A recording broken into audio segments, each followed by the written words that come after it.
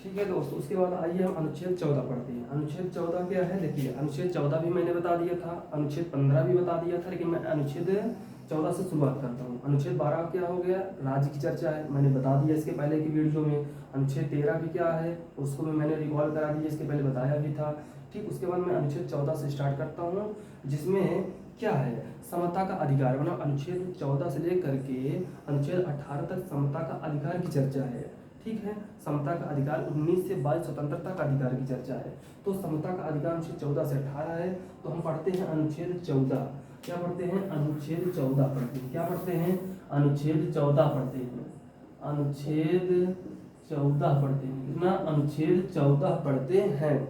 देखिए अनुच्छेद 14 में क्या कहा गया है कि राज्य लोगों को विधियों के समक्ष समता, क्या कहा गया है कि भारत के लोगों को, देखिएगा, भारत के लोगों को भारत के लोगों को भारत के भारत के लोगों को भारत के लोगों को भारत के लोगों को भारत के लोगों को विधियों की समानता, विधियों की विधियों की विधियों की समानता विधियों की समानता तथा विधियों के समक्ष समता तथा विधियों के समक्ष समता तथा विधियों के समक्ष तथा विधियों के समक्ष तथा विधियों के समक्ष समता होगा, समता होगा। देखिए यह किताबी भाषा है, लेकिन इसको अगर सरल भाषा में समझे तो मतलब कि संसद क्या करेगी, राज्य क्या करेगी, भारत के लोगों को जो भी विधि, जो भी नियम लागू करेगी वह सब पर लागू करेगी, और जो भी विधि के माध्यम से जो भी आरक्षण दिया जाएगा वह सबको दिया जाएगा। सबको समान रूप से आरक्षण दिया जाएगा और उन्हें समान रूप से लाने का प्रयास करेगी। मतलब समान रूप से, मतलब सभी लोगों को एक समान लाने का प्रयास करेगी अनुच्छेद 14 के तहत। ठीक, उसके बाद देखिए अनुच्छेद 14 में यह कहा गया है। ठीक, अब उसके बाद आती है बात अनुच्छेद 15।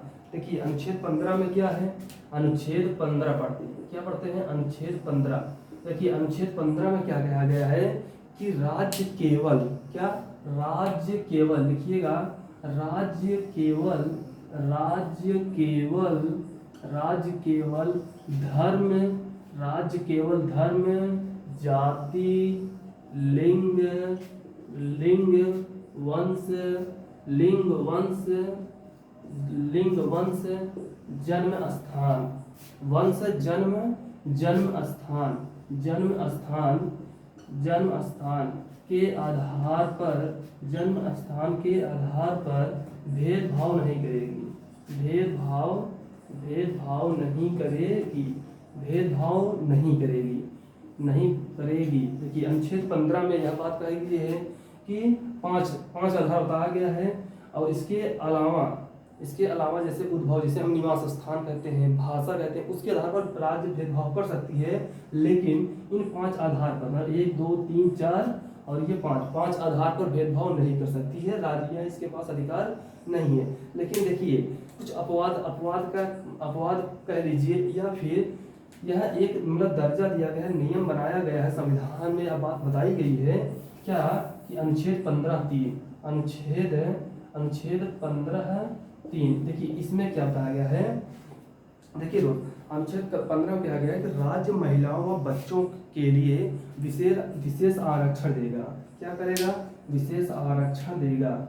राज्य, अनुच्छेद 3 में कहा गया है कि राज्य महिलाओं व बच्चों को, राज्य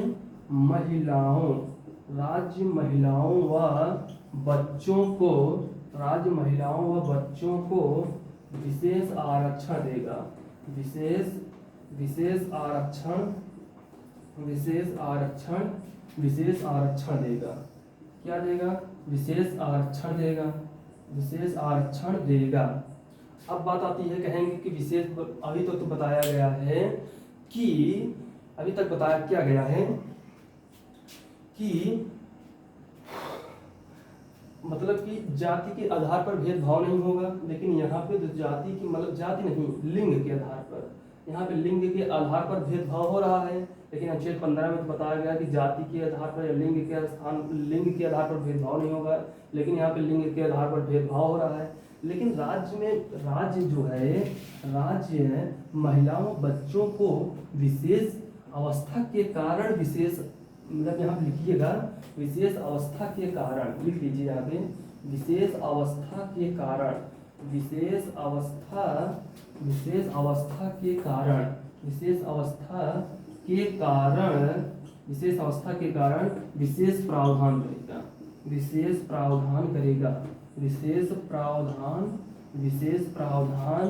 करेगा, विशेष प्रावधान करेगा। मतलब कि जैसे महिला मान लेते हैं क्या है, उसकी गर्भावस्था में है, तो उससे उस समय यह क्या उसकी विशेष स्थिति हुई, उससे विशेष प्रावधान, विशेष आरक्षण दिया जाएगा, विशेष छूट दिया जाएगा। अब जैसे उसका हस्बैंड हुआ और वाइफ है, दोनों किसी एक ही कंपनी में काम करते हैं, किसी एक ही कंपनी में है, ठीक है। अब महिला को वहाँ से छुट्टी मिल जाती है और पुरुष को नहीं मिल पाता। अब पुरुष बोलेगा कि भैया अगर महिला माँ बनने जा रही है, अगर उसे छुट्टी मिल जा रही है, तो मैं भी तो पिता बनने जा रहा हूँ, मुझे भी छुट्टी मिलनी चाहिए। तो जो कि अनुच्छेद 15 में कहा गया है कि लिंग के आधार पर भेदभाव नहीं होना चाहिए। आप तो भेदभाव यहाँ पे हो रहा है, यहाँ हमारा क्या हो रहा है, मतलब कि हनन हो रहा है हमारे अधिकार का। तो वहाँ पे जब वह न्यायालय के पास जाएगा, कहेगा इस बात को, तो न्यायालय जवाब देगा भैया आप अनुच्छेद 15(3) नहीं पढ़े हो, पहले आप उसको पढ़ो। अनुच्छेद 15(3) में कहा गया है कि महिलाओं और बच्चों की विशेष अवस्था के कारण उन्हें विशेष प्रावधान दिया जाएगा, ठीक है, उसके कारण उन्हें दिया जा रहा है। ठीक है दोस्तों, उम्मीद करता हूँ यहाँ तक बात आपको समझ में आ गई होगी। उसके बाद अनुच्छेद 15(3) हो गया। अब अनुच्छेद 15(4) समझते हैं। अनुच्छेद 15(4) समझते हैं, स्क्रीनशॉट लेते रहिएगा अगर लेना चाहते हैं, ठीक है। उसके बाद अनुच्छेद 15(4) देखिए, अनुच्छेद 15(4) क्या है, देखिए अनुच्छेद 15(4) देखिए इसमें क्या है, अनुच्छेद 15(4) में क्या कहा है कि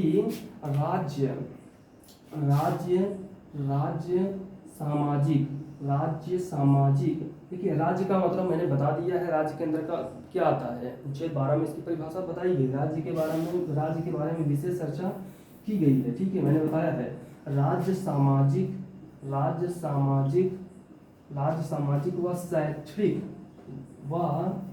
व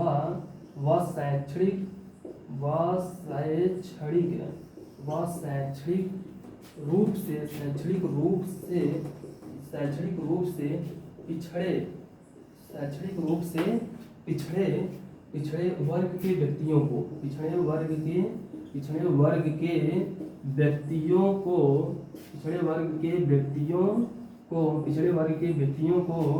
पिछड़े वर्ग के व्यक्तियों को क्या करेगा, विशेष आरक्षण देगा, व्यक्तियों को विशेष आरक्षण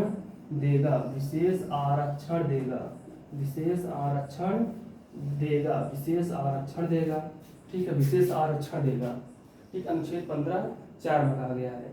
तो देखिए जो अनुच्छेद 15(4) में कहा गया है कि शैक्षणिक रूप से जो पिछड़े वर्ग के व्यक्ति हैं उनको विशेष आरक्षण दिया जाएगा।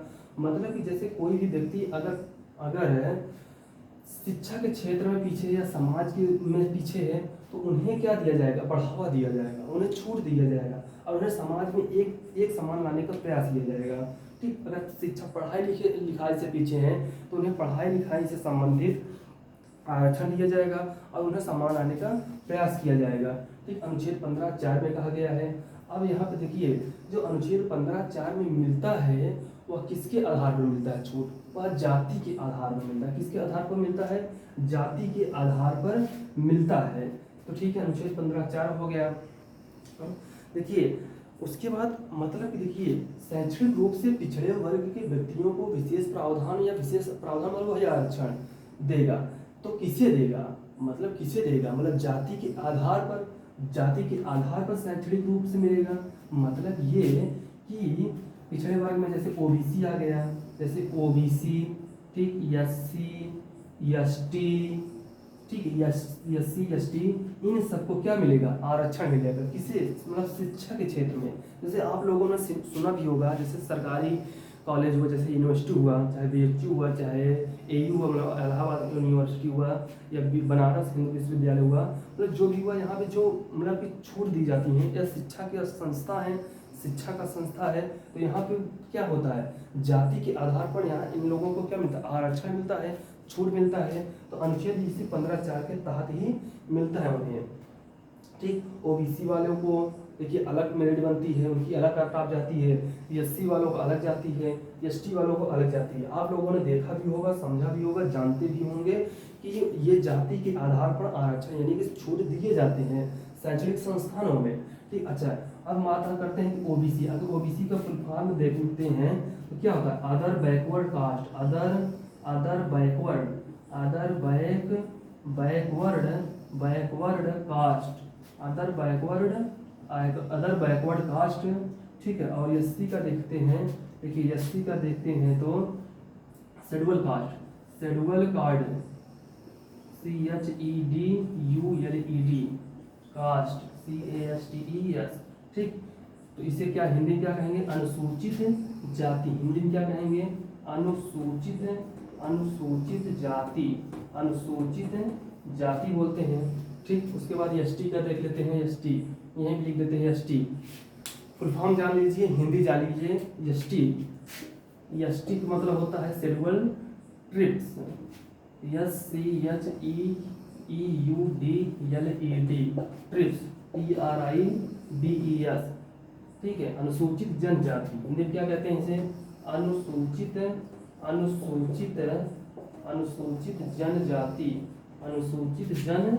जनजाति। ठीक, इसे हिंदी में क्या कहते हैं, अनुसूचित जनजाति कहते हैं। ठीक है, मतलब एससी को, इन्हीं वर्ग के लोगों को शैक्षणिक शिक्षा के क्षेत्र में छूट दिया जाता है। ठीक है, उसके बाद देखिए अब हमारा बात आता है किसका, अनुच्छेद 14 हो गया। अब बात आती है अनुच्छेद 15। वैसे अनुच्छेद 15 हो गया, 14 हो गया, अब बात आती है 16 का। ठीक, अगर लेना चाहते हैं स्क्रीनशॉट ले लीजिए, उसके बाद मैं इसको इरेज करता हूँ।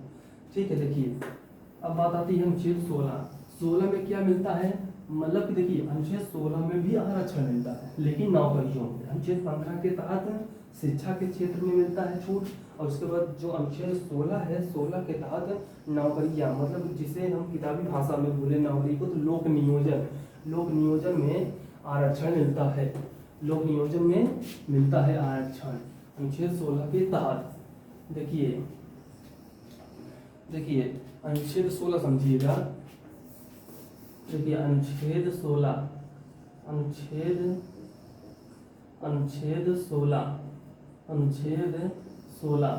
राज्य लिखिएगा, इसमें लिखिएगा दोस्त, राज्य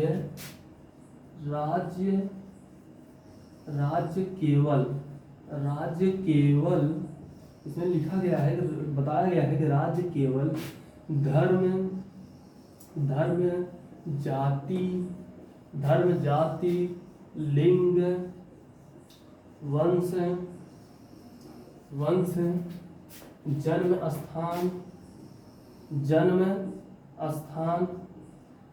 स्थान उद्भव बोले तो निवास स्थान, ये एक ही चीज है दोनों, उद्भव निवास स्थान। ठीक है, उसके बाद भाषा, 7 आधार हो गए होंगे, गिन लीजिए, 1 2 3 4 5 6 7। ठीक है, भाषा, जन्म स्थान और भाषा। ठीक है, निवास स्थान के आधार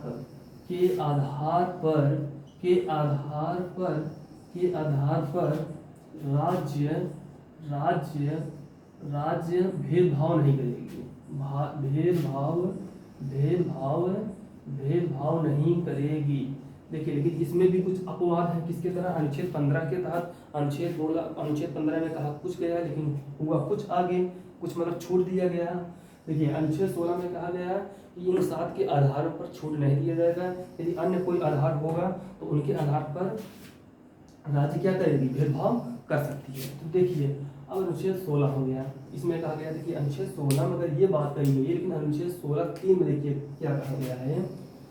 देखिए अनुच्छेद 16(3) में देखिए, अब बात देखिए, हर एक जगह देख रहे हैं आप हर जगह देख रहे हैं कि देखिए आप हर जगह देख रहे हैं कि राज्य जो भी बात, जैसे अनुच्छेद 15 में कहा गया कुछ, लेकिन अनुच्छेद 15(3) में क्या मिला, कुछ आरक्षण मिला, मतलब कि अनुच्छेद 15 के कही गई बात का विपरीत काम हुआ।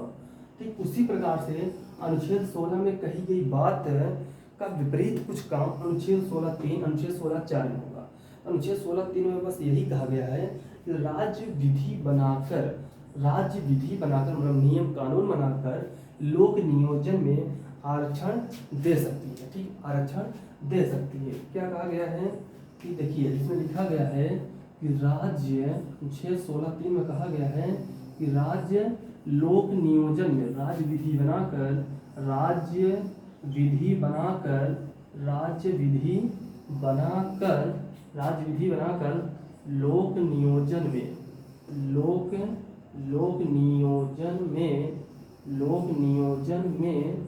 लोक नियोजन में विशेष प्रावधान कर सकती है। लिख लीजिए, विशेष प्रावधान कर सकती है। विशेष प्रावधान कर सकती है। ठीक, अनुच्छेद 16(3) में ये बात कही गई है।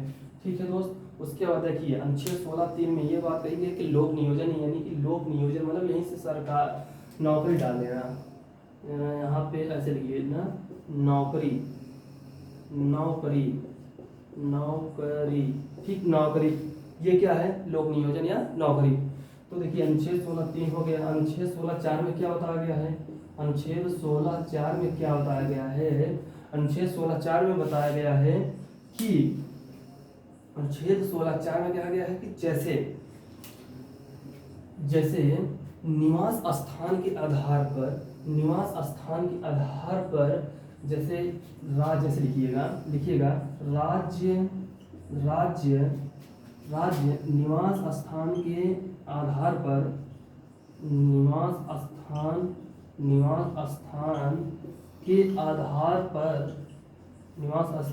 आधार पर भेदभाव करती है। ठीक, राज्य निवास स्थान के आधार पर भेदभाव कर सकती है।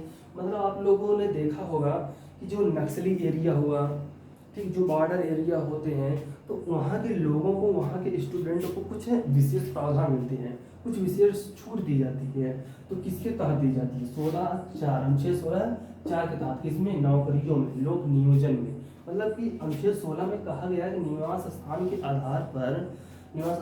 आधार पर तो नहीं किया जाएगा, भेदभाव नहीं किया जाएगा। लेकिन यहाँ पे देखा जाए तो यहाँ पे तो भेदभाव हो रहा है। निवास स्थान के आधार पर उन्हें क्या मिलेगा? निवास स्थान के आधार पर विशेष आरक्षण दिया जाएगा। लिख लेना, विशेष आरक्षण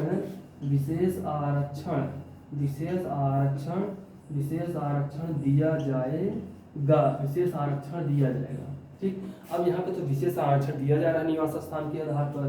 तो देखिए, तो ऐसा उचित भी है कि जो नक्सली एरिया, जो बॉर्डर एरिया के स्टूडेंट आते हैं, उनको निवास स्थान के आधार पर विशेष आरक्षण या विशेष छूट उन्हें दी जाती है। ये होना भी चाहिए। ठीक, अनुच्छेद 16 में कही गई बात का कुछ विपरीत अनुच्छेद 16(3) और अनुच्छेद 16(4) में है। ठीक, उसके बाद देखिए अनुच्छेद 16(3), अनुच्छेद 16(4) हो गया। हम उम्मीद करते हैं आप लोगों को समझ में आ गई होगी बात। अब हम बात करते हैं दोस्त, क्या बात करते हैं? देखिए, अब जानते होंगे ईडब्ल्यूएस आया है। आज वर्तमान समय में बहुत चल रहा है ईडब्ल्यूएस। क्या चल रहा है? ईडब्ल्यूएस चल रहा है। ईडब्ल्यूएस को समझते हैं। क्या है ईडब्ल्यूएस? यानी कि इसका फुल फॉर्म बोले तो इकोनॉमिकल वीकर सेक्शन। क्या? Economical weaker section, EWS. देखिए ये क्या है? 103वां संविधान संशोधन हुआ। ठीक, तब 2019 में 103वां संविधान संशोधन, 103वां संविधान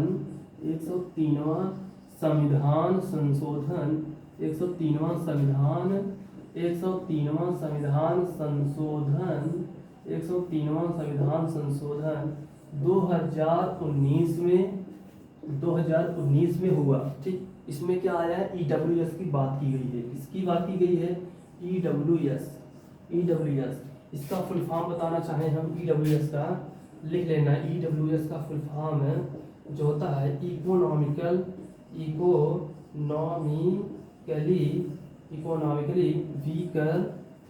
वीकर सेक्शन।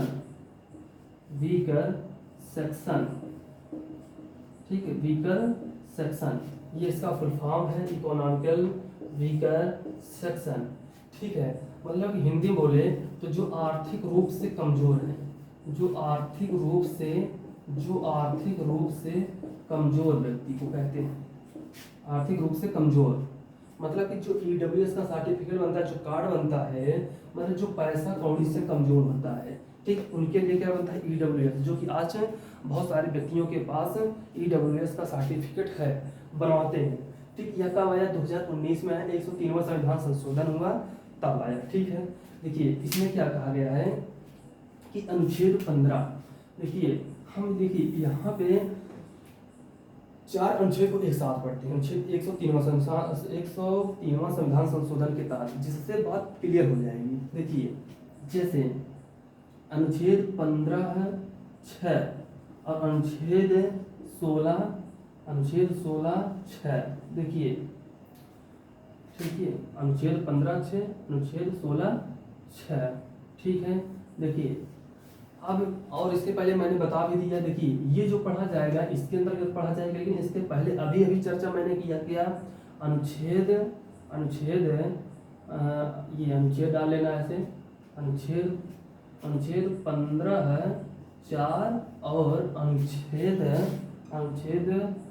16(4), जिसके बारे में अभी मैंने चर्चा किया। इन दोनों के बारे में मैंने क्या बताया कि यहाँ पे भी छूट मिलती है, यहाँ पे भी छूट मिलती है, मतलब यहाँ की आरक्षण और यहाँ पे भी आरक्षण। तो यहाँ पे जो हमारा अनुच्छेद 15(4) के तहत जो आरक्षण मिलता है शैक्षणिक के क्षेत्र में, मतलब शिक्षा के क्षेत्र में, शिक्षा के क्षेत्र में, ठीक, यह अनुच्छेद 15(4) के तहत मिला। अनुच्छेद 16(4) के तहत लोक नियोजन में, लोक नियोजन के क्षेत्र में, लोक नियोजन के क्षेत्र में आरक्षण, लोक नियोजन के क्षेत्र में आरक्षण मिलता है। और इसमें शिक्षा के क्षेत्र में आरक्षण मिलता है। ठीक है, ये अभी मैंने बताया, अनुच्छेद 15(4), अनुच्छेद 16(4) बताया, लोक नियोजन के क्षेत्र में आरक्षण मिलता है। अनुच्छेद 16(4), अनुच्छेद 15(4) के तहत शिक्षा के क्षेत्र में आरक्षण मिलता है। ठीक है, ये बात मैंने बताया। ठीक, और ये जो बताया गया है, ये जो दोनों आरक्षण मिलते हैं मतलब पढ़ाई लिखाई से संबंधित के क्षेत्र में और लोक नियोजन यानी नौकरियों में, ये जाति के आधार पर छूट मिल रहा है। जाति के आधार पर आरक्षण मिला, और यहाँ से भी जाति के आधार पर आरक्षण मिला। जाति के आधार पर आरक्षण मिला, जाति के आधार पर क्या मिला? आरक्षण मिला। ठीक, यहाँ पे जाति के आधार पर आरक्षण मिला, लेकिन यहाँ पे जो मतलब आरक्षण मिलेगा अनुच्छेद 15(6) के तहत, अनुच्छेद 16(6) के तहत भी आरक्षण मिलेगा, लेकिन किसके आधार पर? ये ईडब्ल्यूएस के आधार पर आरक्षण मिलेगा। ठीक, ईडब्ल्यूएस के आधार पर आरक्षण मिलेगा, मतलब कि जैसे जिस व्यक्ति के पास अगर ईडब्ल्यूएस सर्टिफिकेट है, ठीक है, मतलब कोई भी व्यक्ति अगर ये दिखा ले कि मैं पैसा कौड़ी से कमजोर हूँ, मतलब उसका सर्टिफिकेट, उसका क्या बनवा ले, कार्ड बनवा ले, तो उसे शिक्षा के क्षेत्र में उसे आरक्षण मिल जाएगा।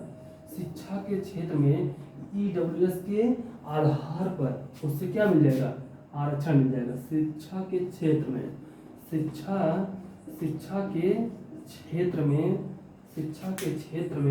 आरक्षण, शिक्षा के क्षेत्र में आरक्षण, और ये लोक नियोजन के क्षेत्र में आरक्षण। अनुच्छेद 16(6) के तहत लोक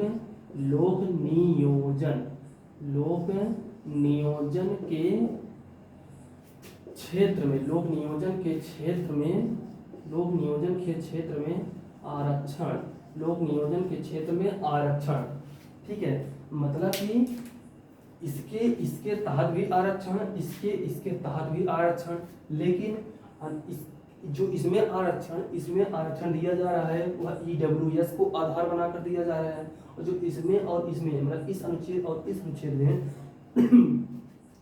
आरक्षण दिया जा रहा है वह जाति के आधार पर दिया जा रहा है।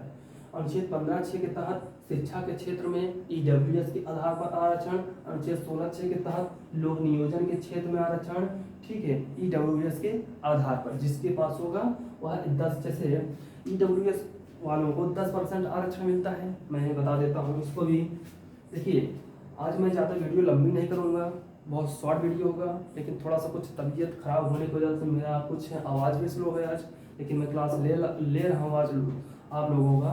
उसके बाद मैं कल से जो क्लास होगा वह लंबी होगा, कम से कम 45 मिनट 50 मिनट का वीडियो होगा, लेकिन आज कम होगा और थोड़ा स्पीड में बोलने का प्रयास इसलिए कर भी रहा हूँ कि जल्दी इस वीडियो समाप्त भी हो जाए, लेकिन मैं बेहतर समझाने का प्रयास कर रहा हूँ, आप लोगों को समझ में आ गया होगा। ठीक है, उम्मीद करता हूँ ऐसा। ठीक है, बहुत कठिन टॉपिक नहीं है, आसान टॉपिक है।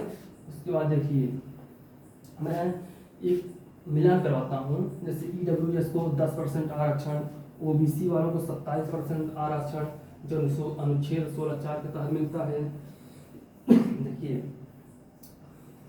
देखिए मिलान करने के लिए आ जाता है एग्जाम में। देखिए लिखिएगा, यहाँ से लिखिएगा वर्ग, ऐसे डाल लीजिएगा वर्ग और इधर डाल लीजिएगा आरक्षण। आरक्षण, ठीक, आरक्षण डाल लीजिएगा ऐसे। देखिए यहाँ पे डालिएगा OBC, SC, SC, ST, EWS। ठीक, उसके बाद इधर डाल लीजिएगा 15%, 7.5%, 10%, 10%, उसके बाद 27%। ठीक, अब मिलान करिए। देखिए OBC वालों को कितना आरक्षण मिलता है? 27%। SC वालों को कितना आरक्षण मिलता है? 15%। 15% कितना? SC वालों को 15%, ST वालों को 7.5%, EWS वालों को 10.5%। ये आरक्षण मिलता है, इसको आप लोग जानते रहिएगा। ये अभी जो EWS है ये वर्तमान समय में जब 103वां संविधान संशोधन 2019 में हुआ या EWS आया, इसका प्रावधान अभी हुआ, हाल ही में हुआ। इसके तहत 10% आरक्षण मिलता है, OBC वालों को 27% मिलता है। मतलब ये जाति के आधार पर मिल रहा है। और ये इकोनॉमिकल वीकर सेक्शन, मतलब कि जो आर्थिक रूप से कमजोर है उनको मिल रहा है। ठीक, ये भी जाति के आधार पर, ये भी जाति के आधार पर आरक्षण मिलते हैं। तो मैं दोस्त उम्मीद करता हूँ कि आप लोगों के हर बात समझ में आ गई होगी। देखिए अनुच्छेद में जैसे समता का अधिकार, अनुच्छेद 14 से लेकर अनुच्छेद 18 तक की चर्चा है। तो मैंने कहाँ तक बता दिया आप लोगों को? 16 बता दिया, बचा है 17 और 18। दोनों को मैं समाप्त करता हूँ, इसके बाद वीडियो को मैं समाप्त करता हूँ, लेकिन पहले अनुच्छेद 17 और 18 को देख लीजिए। तो कल से हमारा स्वतंत्रता का अधिकार स्टार्ट होगा, जो कि अनुच्छेद 19 से 22 तक की चर्चा है। ठीक है, तो अनुच्छेद 17 क्या है? अनुच्छेद 17 में क्या है? देखिए अनुच्छेद 17 में क्या बताया गया है कि अस्पृश्यता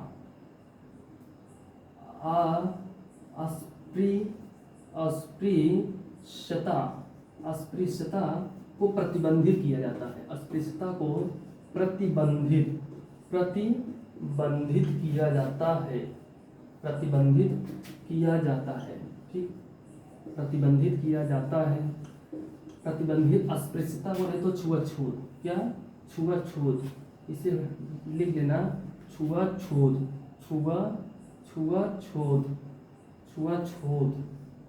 छुआछूत इसे बोलते हैं। इसे अस्पृश्यता मतलब इसको प्रतिबंधित किया जाता है अनुच्छेद 17 के तहत।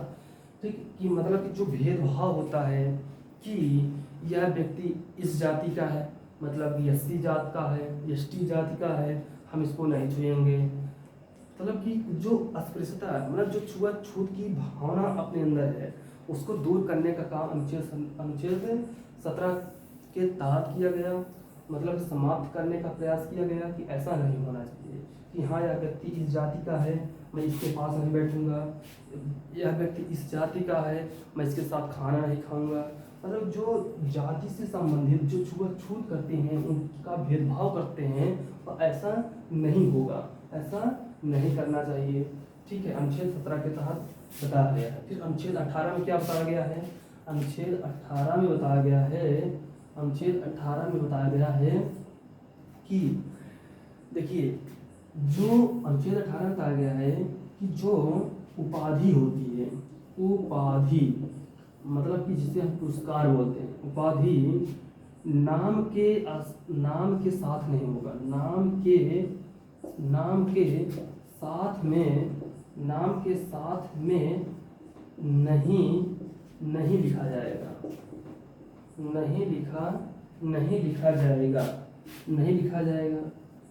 अब बात आती है, अब सोच रहे होंगे कि जैसे डॉक्टर राकेश, इंजीनियर मारूफ, मतलब जो भी नाम होता है ये सब पद के नाम है, वह डिग्री के नाम है।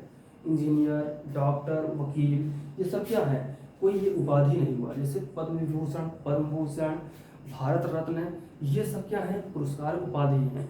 तो ये जैसे कोई भी व्यक्ति जैसे विराट कोहली पाए, तो अब उन विराट कोहली चाहकर भी अपने नाम के साथ साथ में वो अपने पुरस्कार का नाम नहीं लिखवा सकते। उनको ऐसा आदेश नहीं है, अनुच्छेद 18 के तहत या संविधान की पुस्तक में लिखा गया, मना किया गया, ऐसा कोई भी व्यक्ति नहीं कर सकता। ठीक है, तो नाम के साथ में कोई भी उपाधि का नाम नहीं होगा। ठीक, नोट पॉइंट करके लिखिएगा। देखिए नोट पॉइंट में क्या है कि जो भी उपाधि भारत में मिलती है विदेशों के द्वारा या किसी अन्य देश के द्वारा, तो बिना राष्ट्रपति के सहमति से नहीं प्राप्त कर सकते हैं। ठीक, नोट पॉइंट करके लिख लीजिएगा इसी तरीके से कि ये जो भी भारत में उपाधि मिलती है, जो भारत के अंदर पुरस्कार या सम्मान जो भी मिलता है किसी दूसरे देश के द्वारा, किसी अन्य देश के द्वारा, तो बिना राष्ट्रपति के सहमति के वह नहीं प्राप्त कर सकता। तो ठीक है दोस्त, उम्मीद करता हूँ आप लोगों को बात समझ में आ गई होगी और आज का वीडियो हमारा यहीं तक होगा और कल का वीडियो हमारा अनुच्छेद 19 से 22 होगा, जिसमें स्वतंत्रता का अधिकार की चर्चा है। मैं स्वतंत्रता का अधिकार का टॉपिक में कल पढ़ाऊंगा। आज समता का अधिकार हो गया, जो कि 14 से 18 तक की चर्चा है, मैंने इसको समाप्त कर दिया। उसके बाद बहुत बहुत धन्यवाद।